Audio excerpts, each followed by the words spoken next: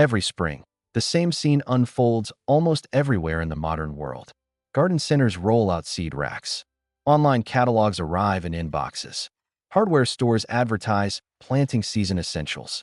Buying seeds feels automatic, almost ritualistic. Few people stop to question it. Of course you buy seeds every year.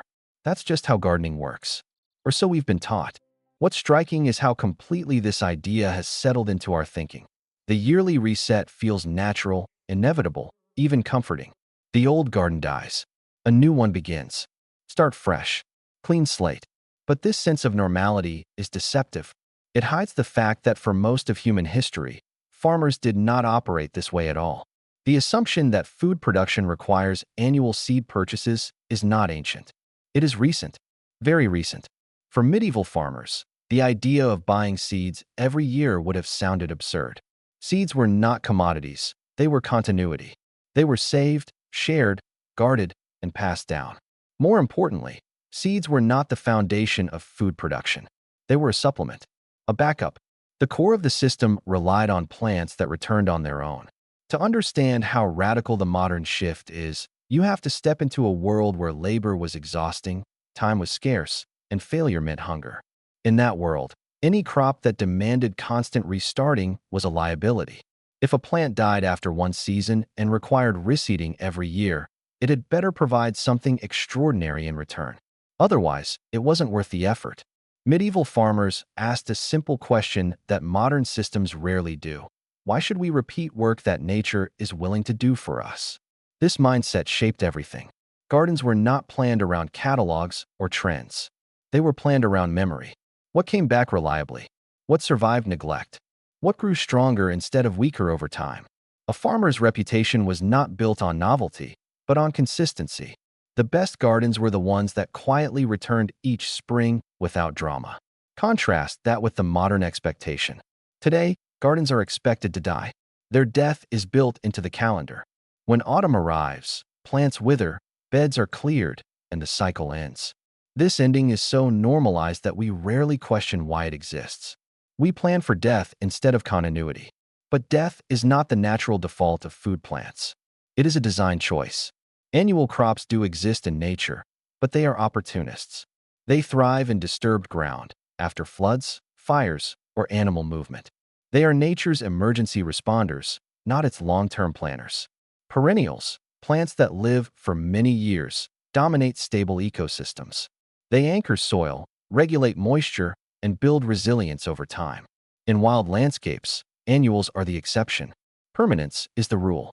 So how did agriculture reverse this balance? The answer lies not in biology, but in economics.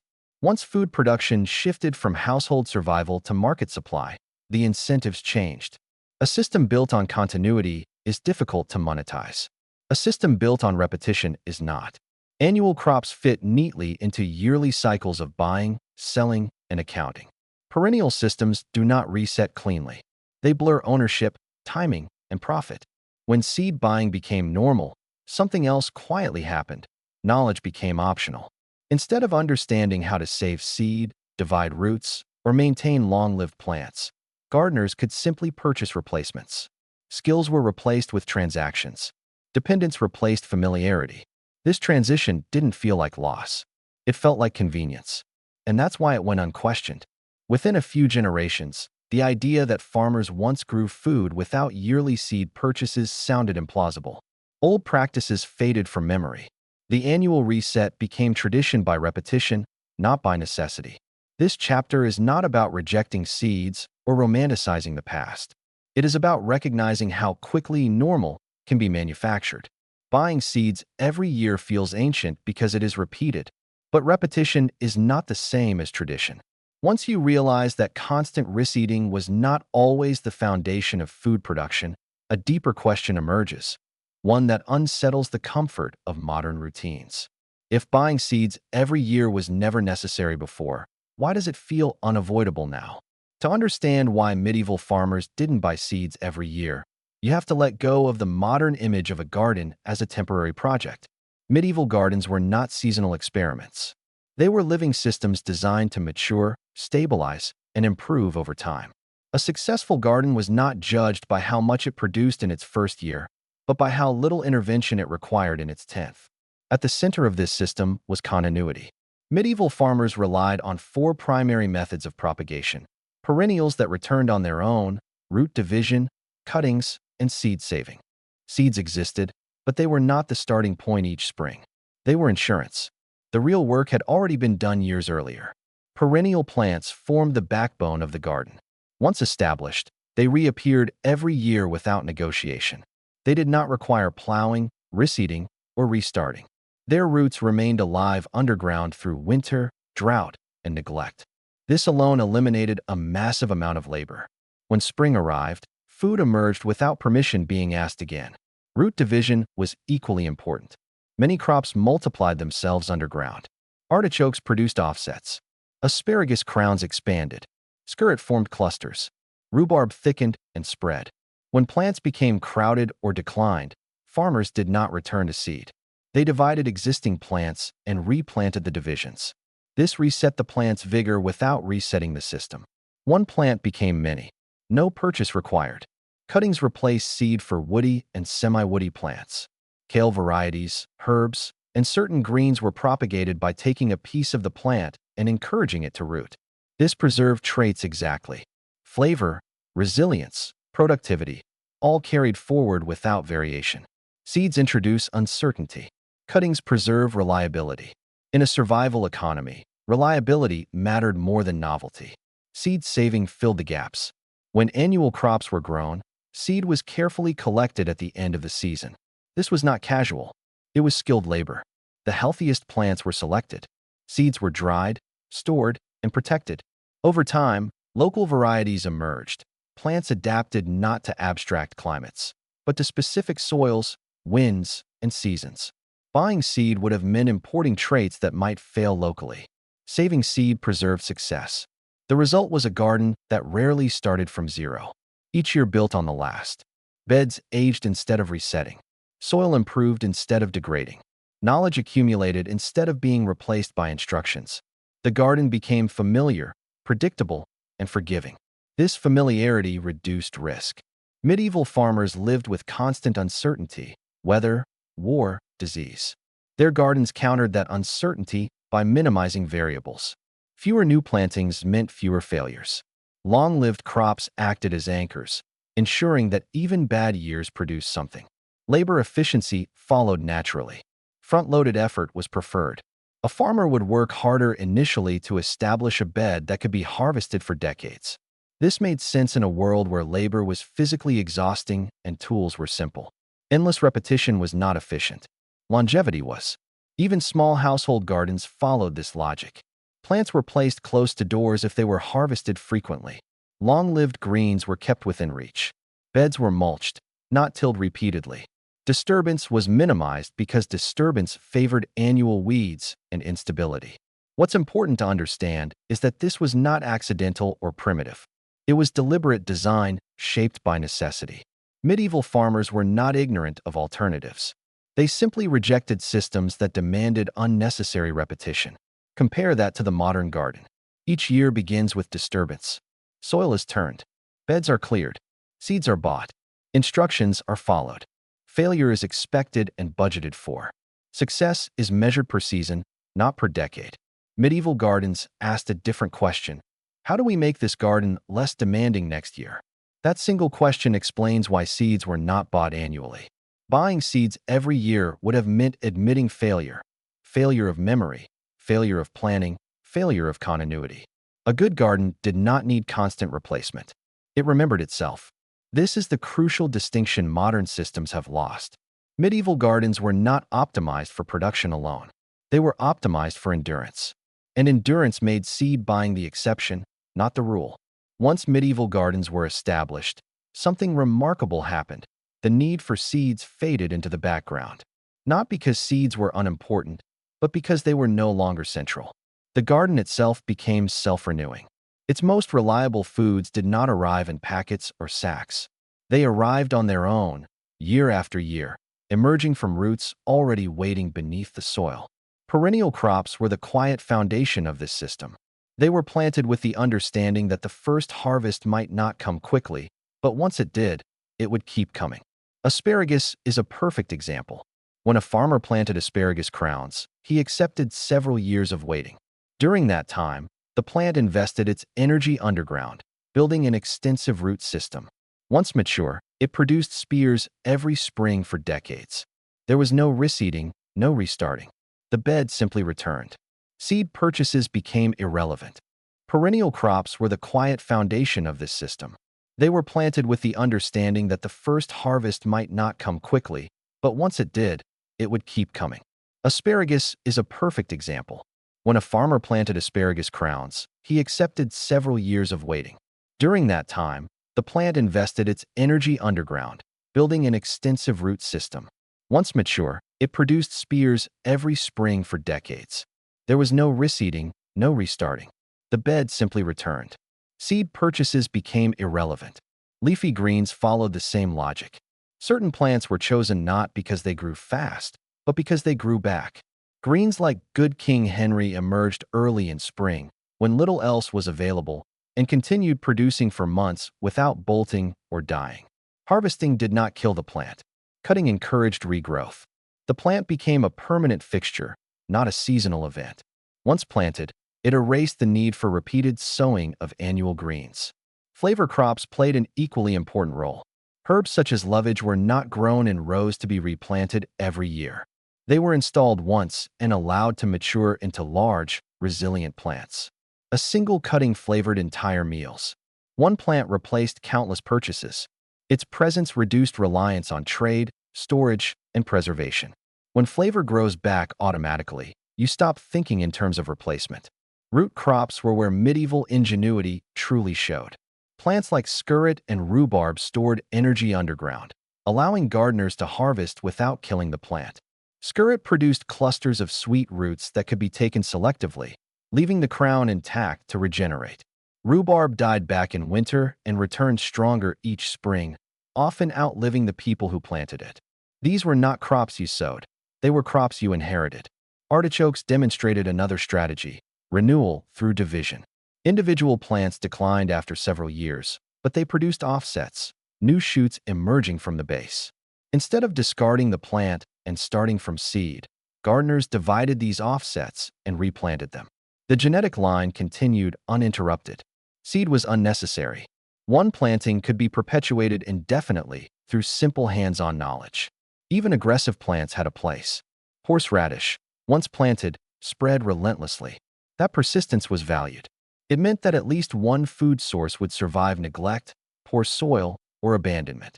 Pieces left behind after harvest regenerated on their own.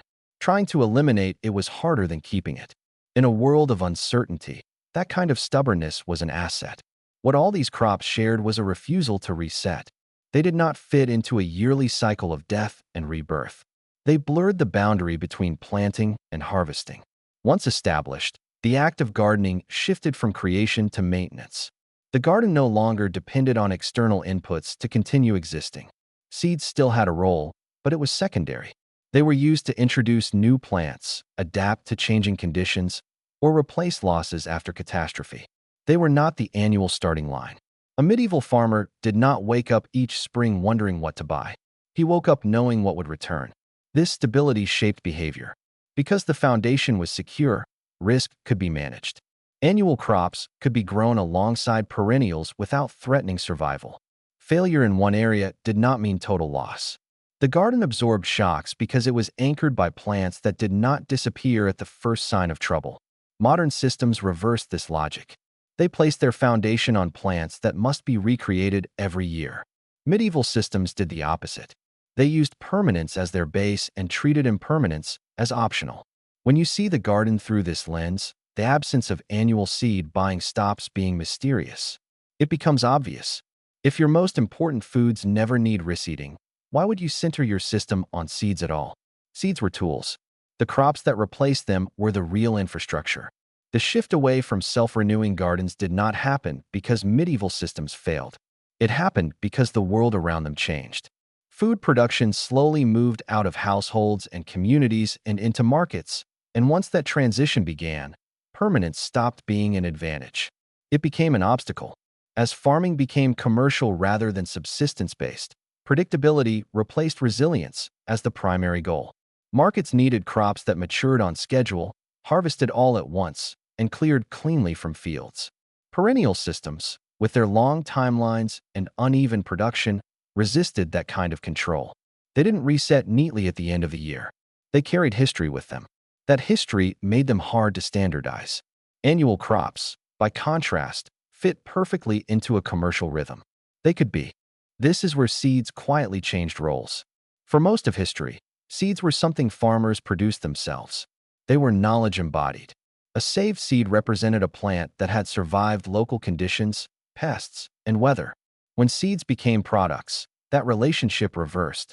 Instead of adapting crops to places were expected to adapt to crops sold from elsewhere. Seed catalogs formalized this transformation. They didn't just sell seeds. They sold convenience and confidence. Instead of saving, selecting, and understanding plants, gardeners were encouraged to buy improved varieties each year. The promise was consistency without memory, results without continuity. Over time, this made old skills unnecessary. Why save seed when you could reorder it? Why divide plants when replacements were cheap?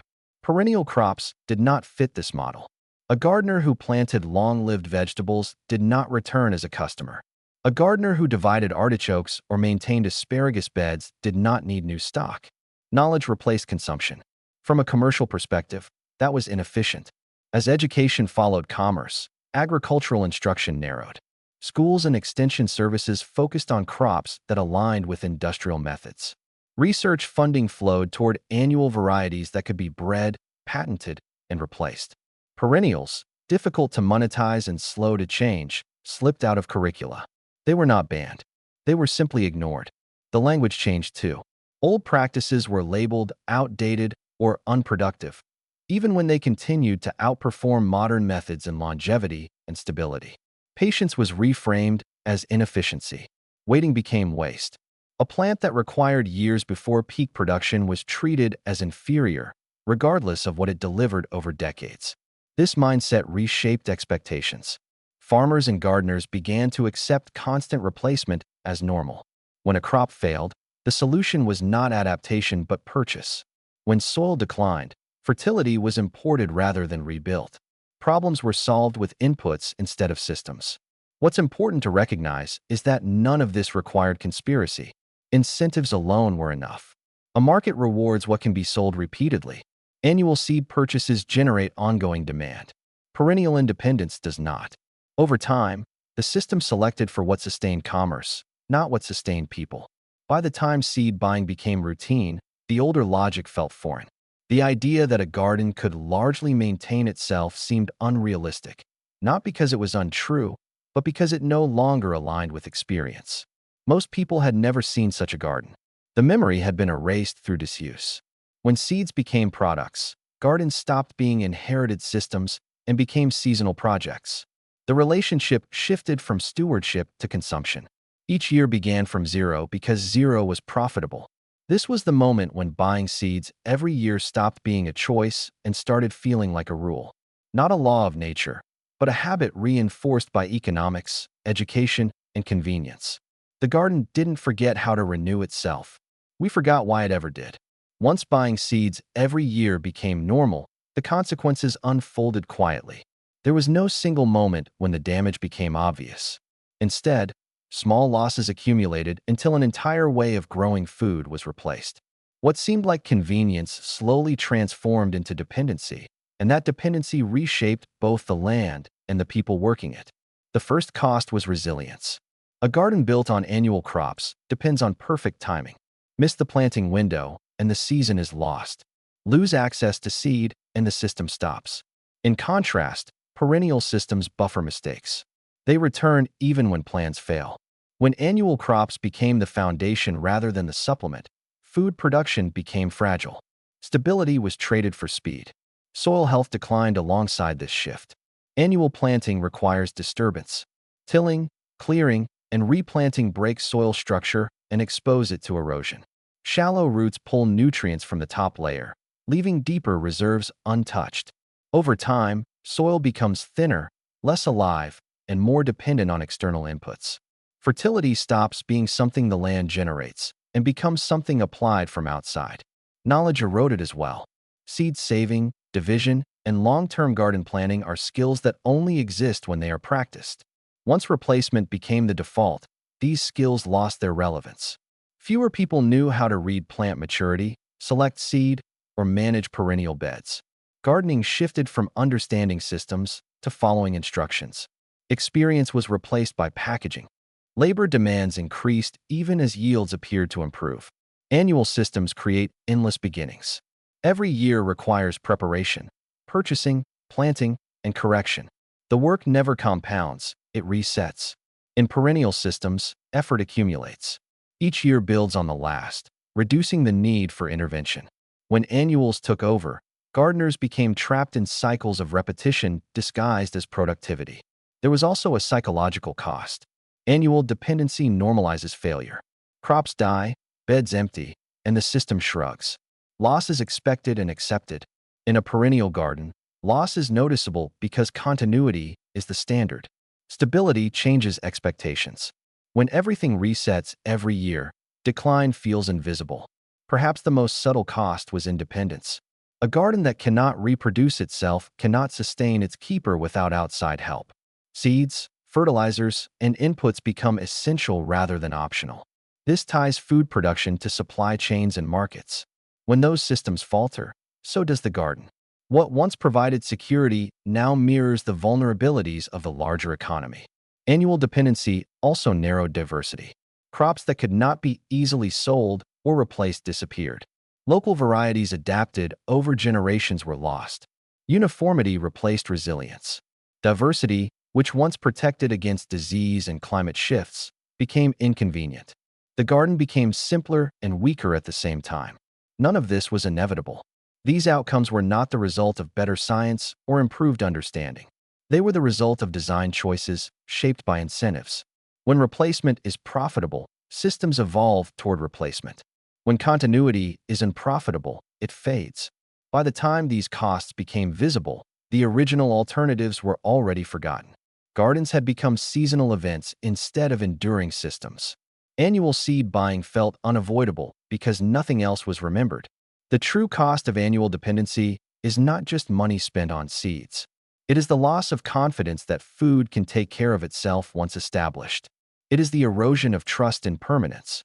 When a system teaches you that everything must be restarted, it also teaches you to expect collapse. Medieval farmers expected return. Modern gardeners expect replacement. That difference shapes more than gardens. It shapes how we imagine stability itself. The realization that farmers once grew food without buying seeds every year can feel unsettling. It challenges habits so deeply ingrained that they seem like natural laws. But this moment of discomfort is also an opening. It reveals that the modern system is not the only way and never was. Moving beyond annual seed dependency does not require rejecting modern knowledge or technology. It requires changing where we place our foundation. Medieval farmers did not eliminate seeds, they reduced their importance. Seeds were used sparingly, strategically, and with intention. The goal was not to eliminate renewal, but to minimize unnecessary repetition. A resilient garden was one that could continue producing even if no new inputs arrived. That principle is as relevant now as it was centuries ago. Rebuilding that resilience begins with a shift in mindset. Instead of asking what to buy each spring, the question becomes what to establish. What plant, once placed in the ground, will return without asking permission? What crop will improve with time rather than exhaust itself? Even one perennial changes the rhythm of the garden. It creates a reference point, a reminder that continuity is possible. This is not an all-or-nothing choice. Annual crops still have a place. Medieval farmers grew them too. The difference is hierarchy. In a resilient system, annuals are guests. Perennials are residents. When the residents are secure, the guests can come and go without threatening survival. Stepping beyond the catalog also means rebuilding lost skills. Learning to divide plants. Learning to take cuttings. Learning to save seed not as a backup plan, but as a form of stewardship. These skills are slower than purchasing replacements, but they accumulate value over time. Each season adds confidence instead of resetting it. The economics shift quietly when this happens. Fewer purchases, fewer emergencies, Less pressure to succeed perfectly every year. The garden becomes forgiving. Mistakes matter less because the foundation remains intact. That forgiveness is a form of freedom. Perhaps the most profound change is psychological. A self-renewing garden teaches patience in a world that rarely rewards it. It teaches that stability comes from care over time, not constant intervention. Watching a plant return year after year rewires expectations. You stop assuming loss. You begin to expect continuity. Medieval farmers planted knowing that some harvests would belong to people they would never meet. That perspective created systems that outlasted them. Modern systems rarely ask us to think beyond the next season, but the land still responds to long-term care. The biology has not changed. Growing beyond the catalog does not mean turning backward. It means remembering what works and choosing it deliberately. The tools are still available. The plants still exist. The knowledge can be relearned. Buying seeds every year is not a law of nature. It is a habit reinforced by convenience and profit. Habits can be changed. When you plant something meant to return, you quietly step outside the cycle of replacement. You stop starting over. You begin building forward. That is how medieval farmers thought about food, not as a yearly transaction, but as a relationship measured in decades. And in a world built on constant replacement, choosing continuity is no longer just practical. It is an act of independence.